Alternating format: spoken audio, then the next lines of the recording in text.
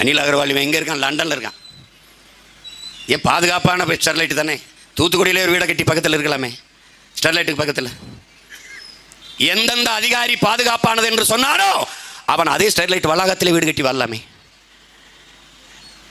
சில பேர்லாம் அவங்களுக்கு தெரியாது. புதுச்சேரி முதல்வராக இருந்த ஐயா நாராயணசாமிலாம் அணு உலை பாதுகாப்பானது, ஃப்ளைட் வந்து மோதினாலும் ஒன்றும் ஆகாது.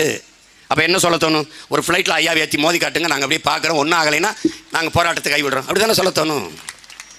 என்கிட்ட கேட்டானே ஒரு பத்திரிகையாளர் கேட்டார், ஏங்க இவ்வளோ நாள் இருந்துட்டு என்னங்க திடீர்னு அணுவில் எல்லாம் வந்து ஏங்க பிறகு சீமான் நீங்கள் வந்து அணுவில் வேணாம்னு போராடுறீங்க, இப்போ வந்து போராடுறீங்க அப்படின்னு. தம்பி, உங்கள் தங்கச்சிக்கு மாப்பிள்ளை பாட்டிய பத்திரிக்கை அடிச்சிட்டியே, ஊரையெல்லாம் கூட்டிகிட்டு வந்துட்டியே, கல்யாண மண்டபத்தில் எல்லாரும் இருக்கிறாங்க.